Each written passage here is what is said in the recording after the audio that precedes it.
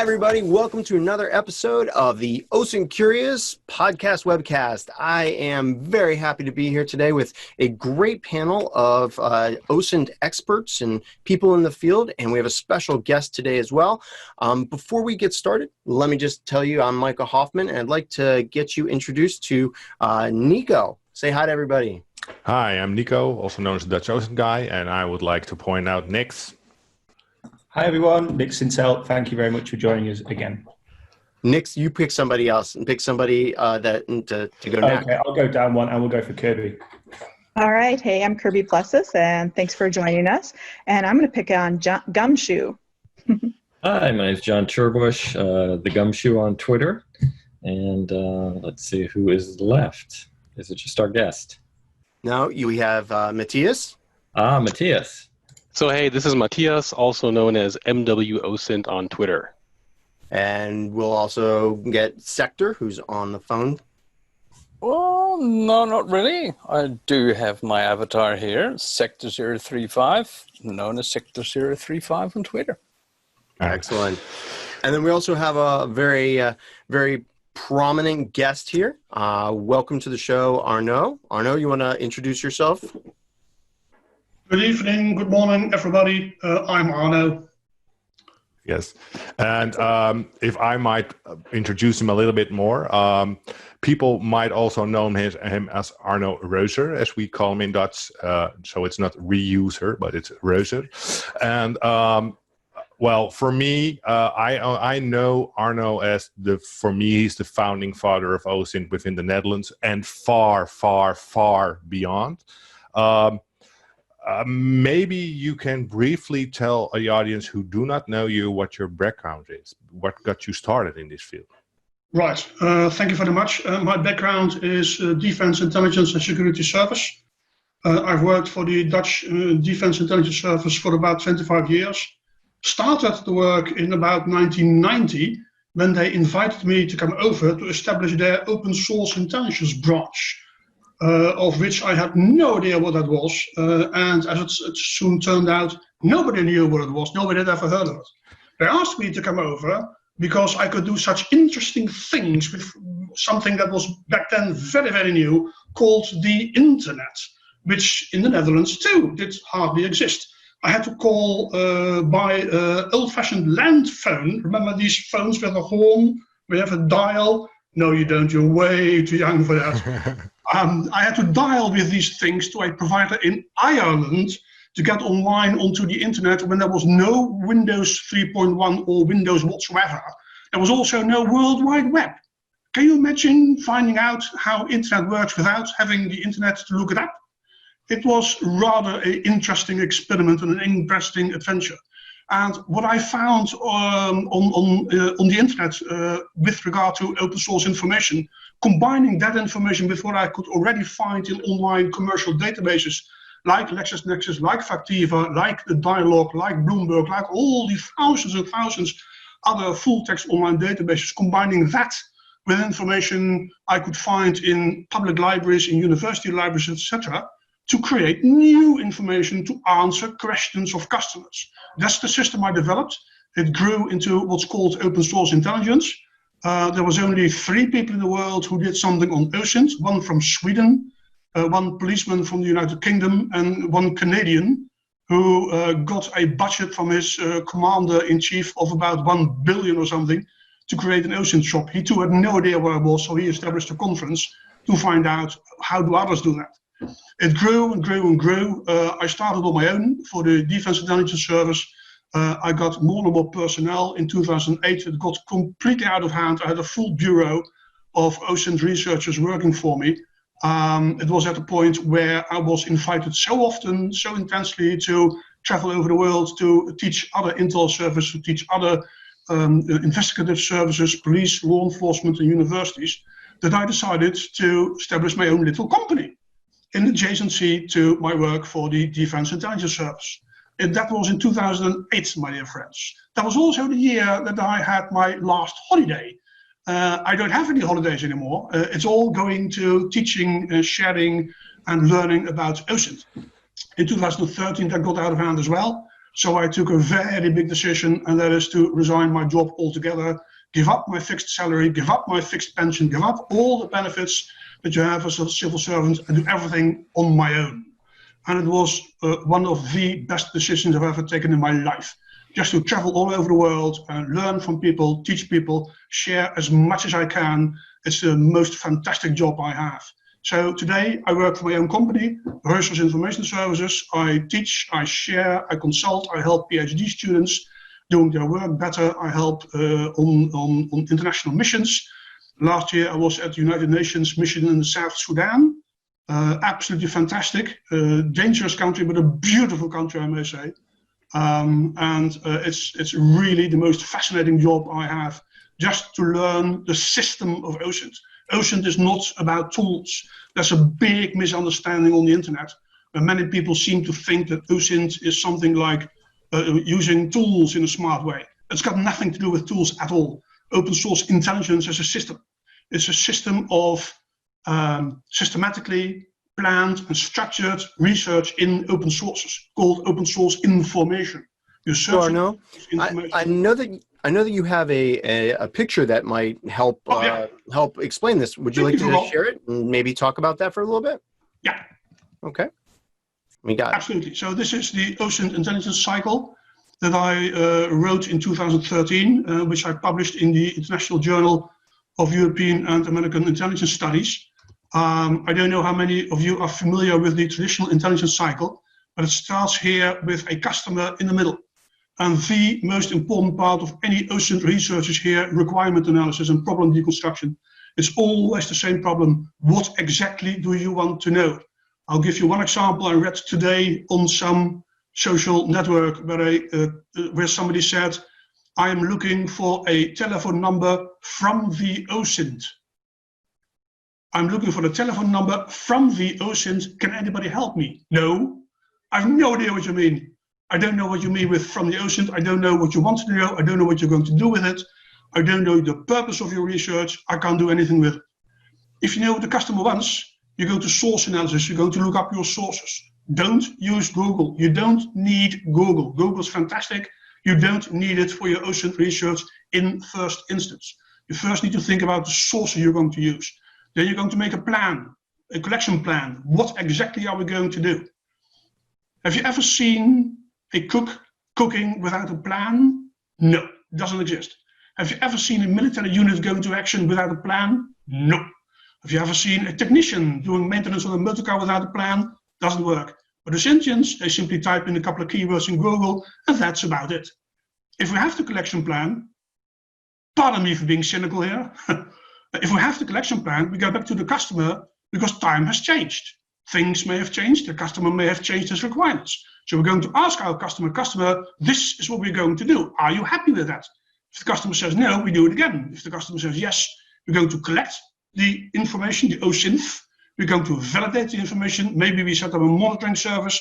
We're going to fuse the information, deduplicate the information, do some validation techniques, blah, blah, blah, blah, blah.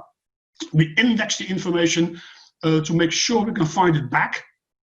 And then we go back to the customer and tell the customer, look, this is our report. This is what we found in open source information sources. Are you happy with that? Would you like us to analyze that, to make predictions? Because this is what it's all about. Intelligence is intended to support decisions which are intended to make or establish some change. If these two are not there, OSINT doesn't make any sense. So the intelligence part of the cycle here, the intelligence part is about the synthesis of all the other sources together with OSINT. Because OSINT is only one kind of source, there's many, many other sources that should go with OSINT. OSINT is not an island in itself. We then have to present our finding. Synthesis is the new word for analysis. I don't use the word intelligence analysis anymore because analysis is what you do at almost every step. It's way too confusing. Synthesis Arno, just one question from my side, because I think it's a very, very good point that you say it is important to find proper sources before you actually begin. Yeah. Now, you've been around quite a while. One question that I would have for you just now, just to get this off, is basically where do you see kind of the evolution of things at the moment? I mean, you've seen like the basic internet you told us about in the beginning of the 90s, and now we're just we're constantly transitioning with new sources. So if you speak about these sources, where do you see more potential in the future when speaking about sources? Well, my big problem is the monopolization, is that English? Of sources where increasingly more information is controlled by fewer parties. If you think about how much is owned by Facebook, Microsoft, Skype, Amazon, Google, and you realize how much they control our daily information flow and how much people really think that all they need is a Facebook group and maybe some Google and that's about it. That's a scary thought. That's a very scary thought. This complete dependence on just a few players who do not have to listen to any parliament or can be controlled by parliament or whatever. There's no democracy there. That's something that really scares me. And I think there's an increasing trend there where these big players buy more and more and more, and the independent information providers are simply diminishing. One example is the newspapers in the Netherlands and Belgium. Are you aware that the Netherlands do not have any newspaper left at all? Not a single one. They're all owned by a Belgian company, all of them. Are you aware of how much Rupert Murdoch owes? I don't mind. I'm happy for the man. But just the idea that he controls our information flow, that's scary. Are you aware of how much Fox Corporation owns? That's really interesting, how we are dependent on just a few players. The second thing I'm really concerned about is the low grade of information literacy with the general public, who learn all kinds of interesting things on school, on secondary school, high school, whatever you call that, but they don't learn information literacy. They don't learn how to distinguish good from bad information. They still don't learn how to use the internet. One of the leading newspapers in the Netherlands, NRC Handelsblad, has 4 times a week a cultural attachment to the newspaper instead of a technical one. It's really amazing, really amazing. And that's a scary thing. I'll give you one lovely example there of a research with secondary school children, 12 to 16 years of age in the Netherlands, where some children said, well, I mainly use the information in Google in the ads on the right-hand side, because these people have to pay for it to be there, so it must be good. That's amazing, isn't it? So one question for you. Really concerned me. So you are noticing that, well, you're saying that a lot of information is owned by, let's say, a handful of companies or persons in the world who could influence what we see.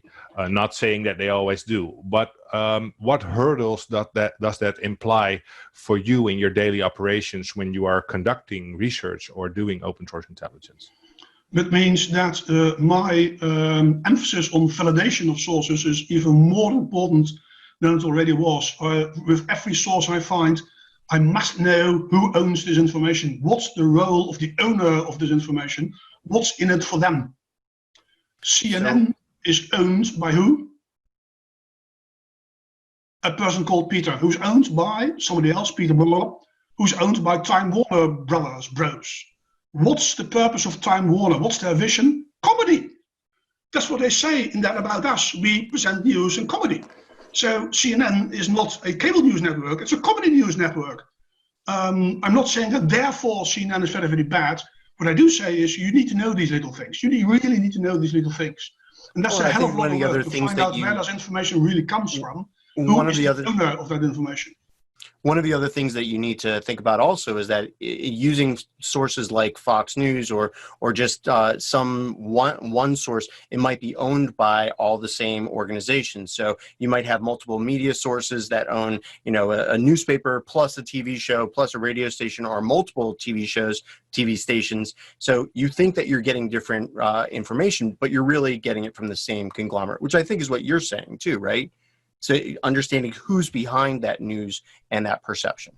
Correct. It doesn't mean that it is therefore bad or unusable. All I'm saying is you need to know that to judge the value of the information, to find its role in the overall information intelligence, information collection effort. That's all I'm saying. If you don't, you may fuck up things. Oh, I'm sorry. Oh. You may beep things. I have finished a range of colleges lessons at the University of Leiden for about 120 students. They wrote me an OSINT report, some of them on Iran, sanctions against Iran, Iran's role in the Gulf, etc. Some of them used sources that I've never heard of. So I look them up. And I look at the About Us, I look at the visions, I look at the copyright, I look at all the things you do to validate a source. 2 of these groups actually used a source where it says in About Us, we like the news and all other things that is funny or laughable. Okay. That's what they use in the scientific report. Are you? Yeah. So Don't get that immediately goes a little bit into a question I wanted to ask you, because I know you teach and lecture a lot. You have also taught me back over, well, I think it's almost 10 years ago now.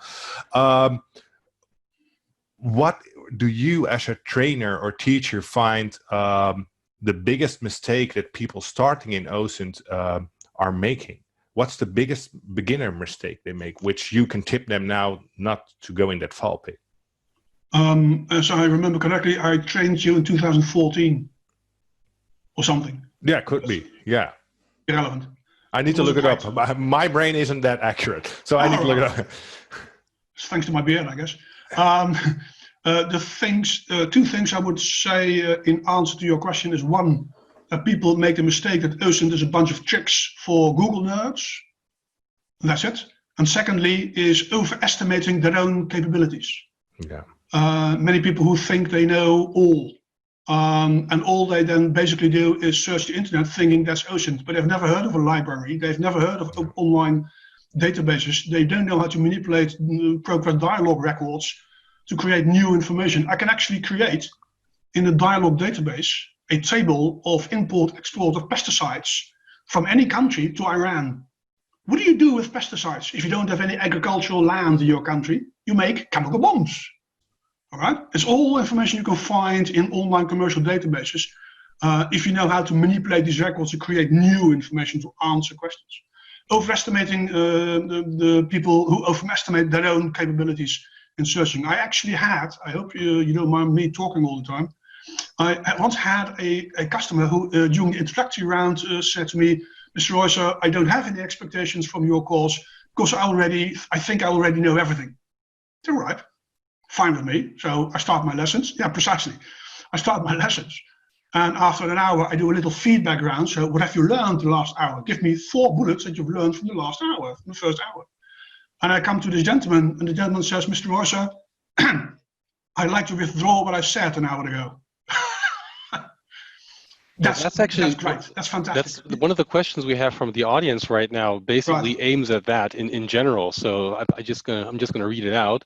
Do you feel that law enforcement has moved forward since the days that you were in the service, or do you still think that they're not getting the most out of OSINT at the moment? So, what's your perception on how law enforcement, how intelligence services have moved on? Yeah, that's a fantastic question. What law enforcement? Which country? Just in general, I think we had these discussions in the past, and we've kind of noticed that it's kind of the same in most of the countries that we live in. Well, it differs per country. UK would be the specific question from the UK. Right, we're doing pretty well, as far as I know, very well. ICDDF is a fantastic conference where 5,000 law enforcement officers get together to share information on a confidential level. It's mainly OSINT. They all go to the training courses I provide there. Steve Edwards, my dear friend Steve Edwards, has established an OSINT shop 20 years ago. He got a MBA for that, which still makes me jealous, I may say. He was one of the founding fathers of OSINT in the United Kingdom. Other countries are well behind. Some countries simply don't use OSINT at all or don't take it serious. In my country, big steps have been made to go forward, very big steps.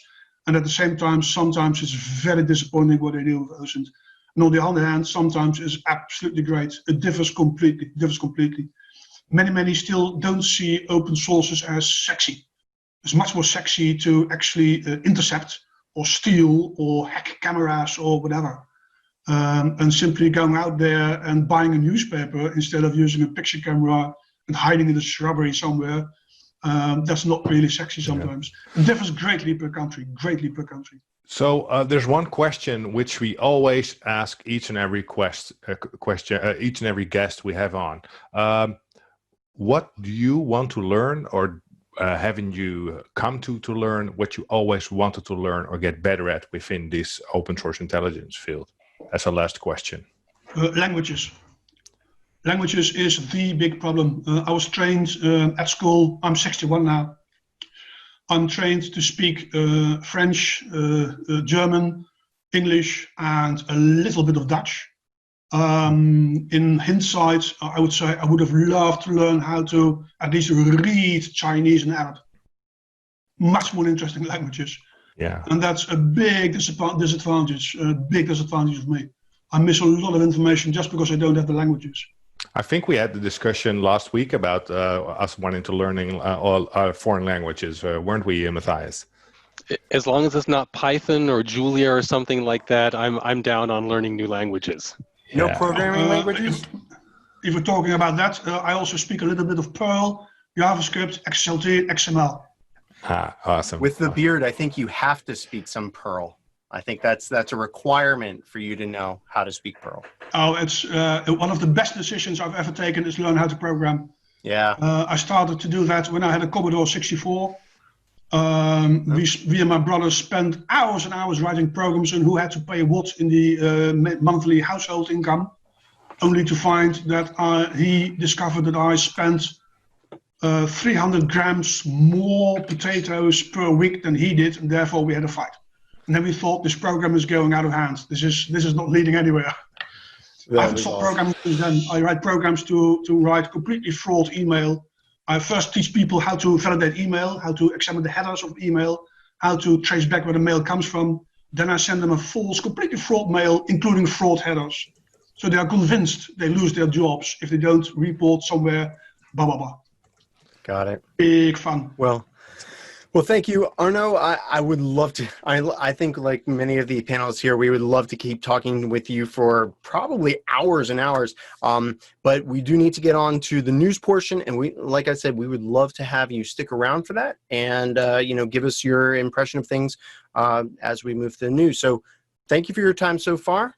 And for those of you that don't know Arno's Twitter handle, it is here on the screen, so you can check him out on Twitter and follow to his web pages and other things that he has. Some great resources up here on his website as well. So thank you for those community resources. And now let's go ahead and shift to something by our own Matthias. Matthias, you want to call out the tweet that's out here? So this is just basically something related to corporate research. I know a lot of people look into the companies themselves when they conduct OSINT on the companies. They try to find shareholders and directors. And in a lot of cases, if it is a company that produces something that might import or export goods, it's also relevant to find out who they're doing business with. And depending on which country you're in, you might have open access to that information, to the import and export data, to certain tenders, or you might not have the open access. And there are several pages out there, and I just wanted to point it out in general. Not really trying to advertise one thing, but just to make my point.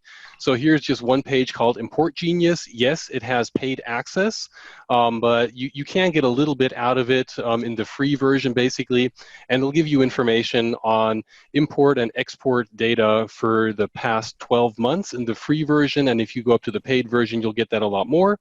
And like Arno said before, if someone buys some kind of pesticide or something like that, that might not be a pesticide, that might be for chemical weapons. So again, it's all about the context here. So depending on who you're researching, what you're researching, you might also want to look into this import and export data to really figure out who your intelligence target, the company you're looking into, is actually doing business with. There are a couple sites out there. I think one of them was also mentioned in one of the answers to my tweet, but just be aware of that company research is not just directors and shareholders. There's a bit more to it. Good call. Thanks, MW. And Sector, were you the one that wanted to talk about Pastebin and how their search has changed a little bit, or did somebody else want to do that? No, well, I'm still crying over this. Come on. I do have a pro account. So yeah, the search option in Pastebin was absolutely fantastic. They also had a scraping API, and they just deleted the whole thing. No search is possible anymore. The scraping API still exists, but you can't whitelist new IP addresses anymore. So if you still have access to that, you're lucky. Else they probably remove it, and then you have to come up with a really good reason why you want it back. Yeah, one of the things that was absolutely awesome from Pastebin, and they deleted. So the only way you can keep an eye on things now is have a look at Twitter bots and see what, because the last public pastes are always posted there, and there's also an archive, that's pastebin.com/archive, and then you can see the latest, I think it's like 20 or 30 public pastes, so you can keep an eye on that, or via Twitter bots, etc. But no more searching unless you want to Google dork everything. So Kirby, did you want to mention something about this? Yeah, I just wanted to say I loved Google Dork and Pastebin, and I still do, but the thing that makes me wonder is why did they take the search away? And if they took the search away and they know you can Google Dork it, is it going to be soon where they actually block that and maybe don't allow Google to index? I mean, what's going on here? Why would you take this away? What I read on Twitter, there is a rumor that it had to do with some kind of abuse. I'm not sure what and who abused it, but when you send, people also say when you send out abuse emails to Pastebin to get data offline, they hardly respond anyway. So I don't know, but my guess is they're going to monetize an API. Yeah, probably that. Could be, yeah. Well, much like abuse it could be somebody, robots or something, but. Yeah, much like what happened with Troy Hunt's Have I Been Pwned, where the API for that used to be open to the public. He said that people were abusing it, and now they charge like $3.50 per month for access, which is not a huge amount, but it is something that makes it harder for people to scrape that content. Although, both of you mentioned, Kirby and Sector, that now we can start looking at secondary and tertiary sources for the information. Not that I'm promoting them or anything like that, but intelx.io here has and other sites as well have paste search. Only that one-liner, the NSA-like search engine, that's got to go. I like the tool, but it's marketing, right? Yeah.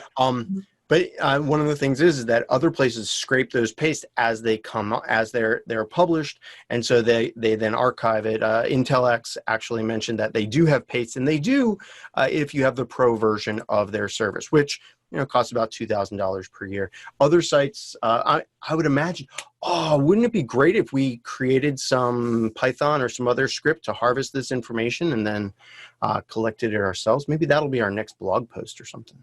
A lot of storage. Do you want to use that to fund us? Are Yes. we gonna sell that later on, or are we gonna hand it out for free? I think more like just tell people how to do it, and they can do their own. That's true. Yeah, well, exactly. That's more our style, right? All right, let's move on to a fun project that I created, and somebody named Brandon Nevins put a front end to it. This is the Untapped data scraper, where it takes a username and then queries the Untapped beer drinking website for information about their drinking activity or their reported drinking activity.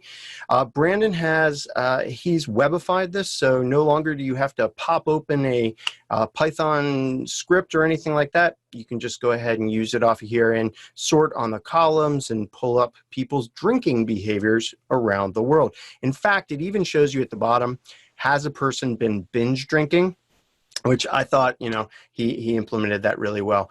If you have a Google Map API key, you can go ahead and toss it in there. It'll create a really nice heat map for you as well. And the details for that are in the project page. One question, Micah, does this basically scrape bars as they are shown as a location in Google Maps or something? Or since everyone's drinking at home now, will it basically show the home address of people? So that is an interesting point. And the reality is it depends on how they actually log the beers. Many people log their beers like at Chris and Allison's house, which doesn't necessarily resolve to a certain address since that could be wherever. But many times they will put it like Casa de Mi or something like that, and then their address. So you can see that. One of the other projects that I've been working on was Untapped Watcher, which watches the airports around the world, 70 or so airports around the world, watching people's drinking behaviors and recording who drinks at which airport. And we could follow people around the world. What I noticed is once the coronavirus hits and people stopped going to the airports and stopped drinking, it was really neat to be able to see that reflected in the data and who was still going to the airports. That was also shown. Kirby, did you have a question? That basically was my question. I was going to ask you how many you started seeing, check into my hacienda or whatever, Yeah. Yeah, it's. I always thought it as a neat project, but really it's become very longitudinal. And in fact, we're just taking a random user here and looking at the venues. Let's see, the last visits. This person had last visits here in January in Texas and International Parkway Terminal, so Dallas-Fort Worth. So yeah, kind of a fun thing to play with. Now, Nix, you wrote up a 10-minute tip and a blog post on using Snapchat. I just thought we would shout out about that. You want to tell people what it's about?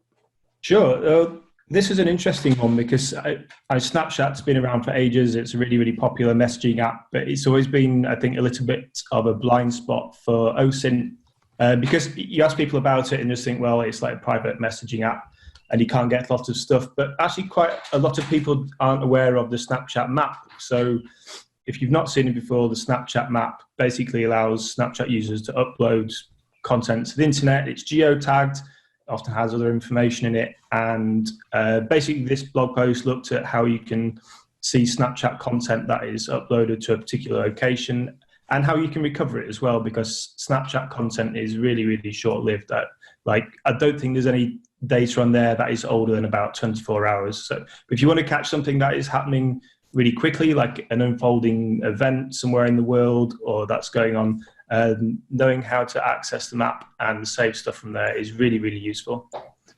Yeah, I had some great success with Snapmap during rallies, demonstrations, but also hooligans trying to team up and fight at public places. You'll be amazed how many people are sharing videos on Snapchat maps, especially during events where a large amount of people are around. It's really worthwhile. I've been watching it throughout this whole pandemic, and especially going into places where maybe the information is not so forthcoming. So Russia, China, etc. It's not as much used there. And it's funny because I'm finding that mostly it's Arabic speakers in those countries that are really using it the most. But you do get sometimes some street scenes, people in masks or empty streets, things like that. And it's not something where I'd say, okay, people aren't moving around in Moscow, there's a shutdown because I see this on Snapmap, but it's something that gives me like a little peek, into, hey, what might be happening there. Yeah, it really is that nice touch of what's happening in a certain location. And Nix, I love how you walk through people how to do some more technical things like saving those MP4 videos offline because they do get deleted. So well done on that, sir. Well done. Thanks. Another person in our panelist one of our panelists, Nico, you created this stop caring, stop sharing. Oh, sorry. Start caring. It's 4 words, right? Yeah. I have a problem with English. You might notice that. Tell us about your blog post here, Nico. Oh, well, during the start of COVID-19, I noticed that, almost the whole of the world started working from home due to lockdowns and whatever. But we were all pointing out, especially the info security community, those video conferencing platforms about the security, the lack of security, the lack of encryption, the lack of whatever. But what I noticed was that it wasn't always necessarily the lack of security from those platform providers themselves. So like Google Meet, Zoom, Jitsi, Skype, whatever, you can name them all. But I noticed that people just overshare. they just overshare information. And I started monitoring, looking for those unique URLs which you need to have to find those invite links. And people were sharing those invite links for their closed community, sometimes even secret meetings, or at least sensitive meetings. For instance, you'll have people addicted to crack cocaine type of AA meetings, and well, they were visual with their face in those meetings, and those links were shared out. But also board meetings, town hall meetings where I shouldn't be in. So I just wanted to make people more aware that it's 9 out of 10 times the security risk is the human factor. And the human factor is, well, we are just not that good or aware about our own security or our company's security. So I just wanted to point out, with some very basic searches within search engines like Twitter and Google, you could expose a lot of, well, let's say, sensitive invites for group chats, video chats. So I hope that people stop sharing, they start caring, but they should share this information to the CISOs or whatever. And start using some of the built-in, like, waiting room sort of things in any of those chat tools. Yeah, it's interesting. Or something. Mm-hmm.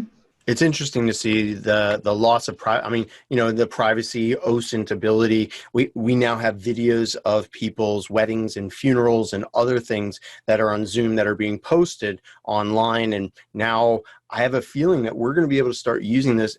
It's unfortunate to take advantage of those activities, but you know, when you see 49 people with their faces that are being recorded as Uncle so-and-so gets buried, you now know who are potential family members and friends of that family.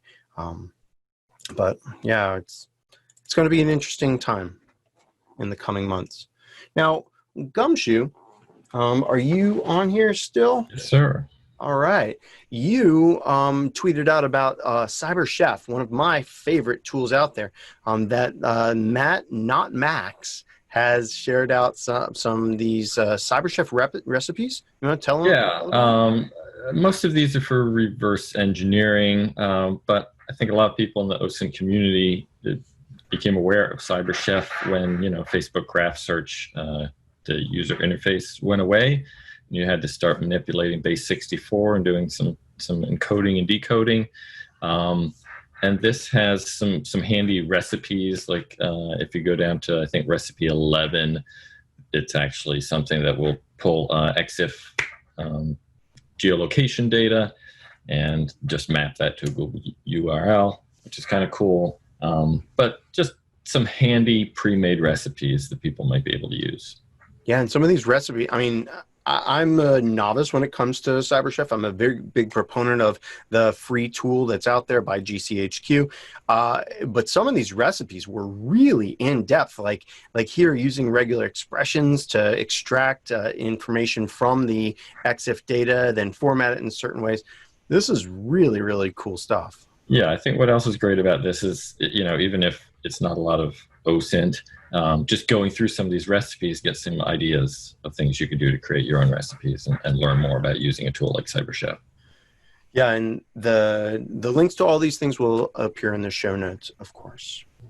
Now, some of you privacy advocates also probably noticed that the ClearView AI had a whole bunch of their security, well, a bunch of their source code and other information was in a publicly available cloud bucket, and it seems to have been scraped.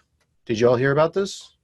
Yeah, well, I did read, I don't know if it was in this article, that they also had their Slack exposed, their Slack chat exposed. The API keys to the Slack. Yep. Yeah. So anybody could just hop in there and participate in their internal Slack.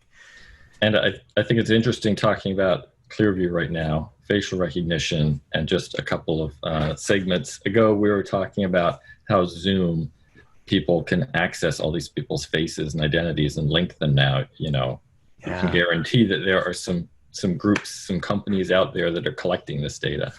Oh, for sure. Yeah. Definitely. All right, let's move on to reverse image searching by MW. Matthias, you did this reverse image search blog post, and I mean, you went beyond just a simple bulleted list. I said, hey, let's have a companion to the wonderful 10-minute tip you did, and you made an amazing blog post here. You want to tell people about your post here? Well, it's just the basics of reverse image searching. I'm pretty sure there's going to be a follow-up blog post, so I'm putting pressure on myself now because now I have to put it out. But I've noticed that, especially on Twitter, when we do like the quiz time quizzes and things like that, that a lot of people are not aware of all the possibilities out there to conduct reverse image searches. So most people will stick to Google, or a lot of people heard that TinEye is great because that was taught 5, 6, 7 years ago. And I just wanted to show other possibilities, for example, using the Russian search engine Yandex, which is pretty powerful, but also Bing and its possibility to crop images and just search for that highlighted portion. So it's not rocket scientist. It's something that is very, very basic, but very helpful. You just have to know that there are different sources out there, different search engines that you can use. And what I always want to point out is don't just stick to one search engine. Try different search engines, try different settings in those search engines because it might give you different results. And one of the examples there was also if you upload a picture to Google, Google will automatically associate a keyword with that. And by just changing the keyword, you might have different results. So it's more about, you know, the mindset and using all those tools at your disposal and not just sticking to one tool, to one source. So just, you know, go and try it out and play around. And in this article, this blog post and the video, I chose examples which you can actually do at home just to see what I meant, and then from there on, just try your own examples. Yeah, it was really accessible what you wrote. It was at a very easy to read level, but it was it was very complete too, because I loved how you said, hey, you know, look, Google fails here, Bing kind of fails. They have some nice features, but Yandex, I mean, Yandex like pulls up stuff. It's like TinEye used to be for me. Much of the stuff I used to do in TinEye, and TinEye would just have it. Now it seems that Yandex is doing a really good job of that. Are any of you experiencing that same thing? I think the thing is that both Yandex and Google have such a much bigger database than TinEye. So I still love good old TinEye, but yeah, Yandex is the best right now. Yeah. Huh. Oh, Arno, you are muted. Hang on. I will unmute you. There you go, sir. What were you going to say? What I found in all this reverse image searching is that you are almost obliged to use all three because the results differ dramatically. Sometimes you won't find anything in one and a lot of stuff in the other, and vice versa. It's amazing stuff. And yeah, some very well. a bit better at other, you know, like Yandex seems really good at faces, for example. Some just seem a little better suited for certain kinds of searches. Yeah. Well, and also, I mean, they use, many of them used to just provide you the answer. Most of the time I would look for somebody's profile picture like you did it, Matthias, in your video, the profile picture, and then you want the results. But now it seems like you do that, you search for the profile picture or whatever it is, then there's click, click, click, and then you can get to a page that shows you other pages where this has been shown. It's not the data that I want right there in front of me anymore. Yeah, what I'm also noticing when you use search terms alongside with those pictures, especially when you're keeping in mind those artificial intelligence taglines. So if there's a person and a tree and an animal, those kind of taglines, when you see those in the picture, you see that those are still in probably the databases of Yandex and Google and Bing and DuckDuckGo, because you get way better hits once you add those keywords to what you're looking for. Yeah. Yeah, it's almost like they're doing machine learning, which I would imagine they would be doing something like that. In my class, we always search for a random picture, and then when we search for that picture, it says like man. But if you change that man to like the name of the account that you pulled that picture from, it refines the results and allows better results to come through. Right. Let's go ahead and take a look at our final 10-minute tip and blog post. It was one that I wrote, doing a technique that I showed during one, or I talked about during, no, actually, I think I showed this, Nico, maybe during that webcast that you and I did, where it was just us and we did some tips.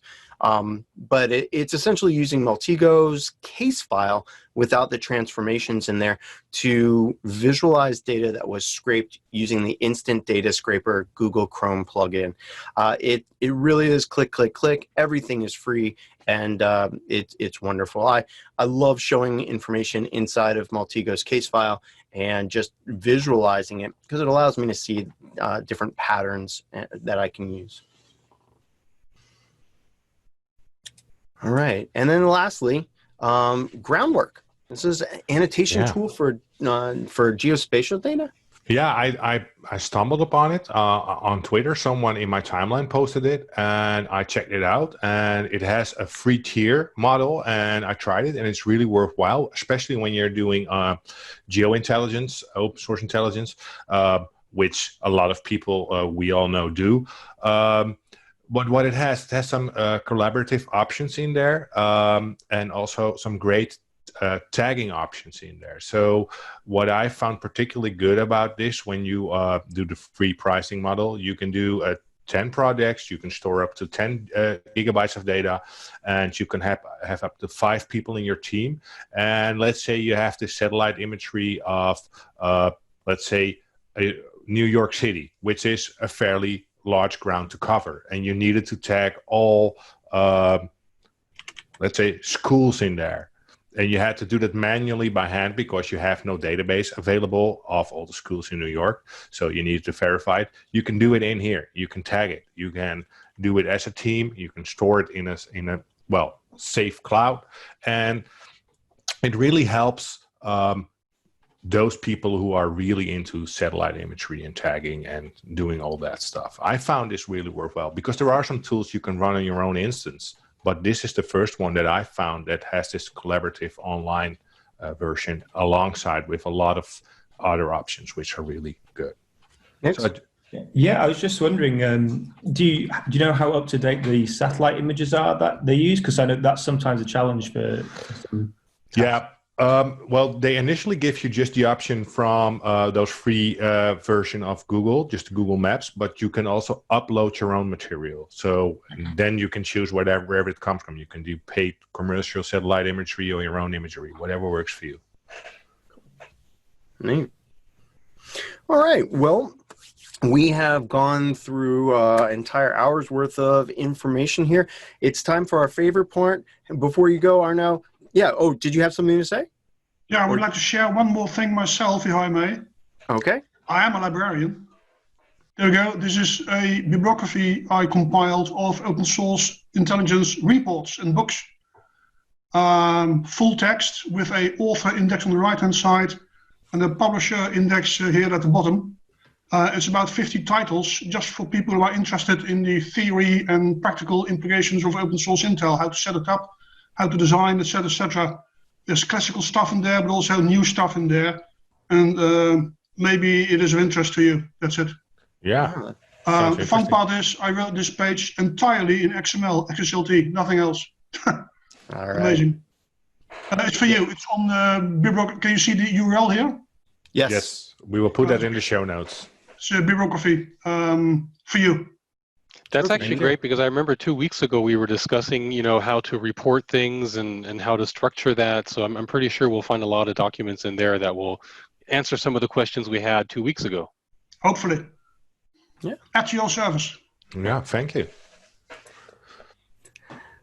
All right. Well, so thank you to Arno for coming and talking with us and sharing some of your time. We appreciate that.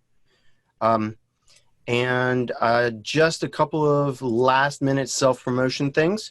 For those of you that don't know, we, the OSINT Curious Project, are doing a one-day OSINT workshop, and we will put the link in our show notes. It is a full day of open source intelligence virtually. So we will get onto Zoom, much like we're doing here. We will go ahead and teach, and it's myself and Kirby and a bunch of us here that you've come to know and love, hopefully, in the project, and we'll all be teaching it.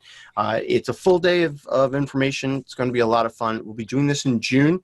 So if you're interested, go ahead and register. Also, I know that Kirby, you've got your academy. Is that right? You got your academy at .pluses.net where you're offering courses. That's right. We have some full-size seminars coming up soon too, besides the webinars. Cool. I love all of the online things that have actually started popping up now, whether it's Joe Gray's stuff, your things. I know that, Nico, you've been doing some online stuff as well, right? Yeah, correct. With Aware, is that right? Yes, that's one coming up in May. Yep. And lastly, for me and for Nico, our 487 class, the open source intelligence class from SANS, is now in live online mode where we're doing multiple classes a month. These are actually being run like half-day classes, so 4 hours in the morning for 2 weeks, so that you can take care of your kids and do some work. And it's a little bit less intensive than a full week of having to unplug. So we'll put the links in the show notes as well. I want to be sensitive to Nix and Matthias and all. Do you all have any, Nix, do you have any shout outs or so? No, it will be a quiet week in the sunshine for me this week, but I'll be on Twitter as usual at NixandTell. Wait, in the sunshine? You're not in the UK anymore? Yes, our annual thing is the sunshine, so I'm going to mention. Okay. Oh, the 1 week a year where you guys get sunshine. Nice. How about Gumshoe? Do you have anything that you want to talk about real quick? No, nothing special.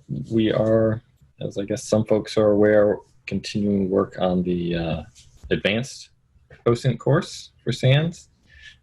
So aside from teaching my kids at home and doing all these other things that everyone else has to do, that's something I'm doing.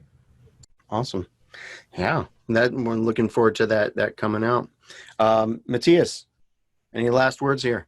No, just trying to stay sane while stuck at home. I'm trying to come up with new exciting projects that I can hopefully write articles on. And I put some pressure on myself before with stating that there's going to be like an advanced reverse image search thing. So I'll try to get that out soon as well.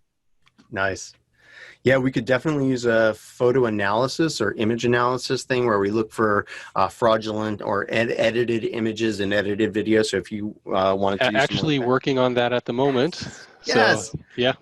In tune. See, once you shave the beard off, I can get inside your head, but that was kryptonite before. I want to be sensitive here to Sector 035. Do you have anything, sir?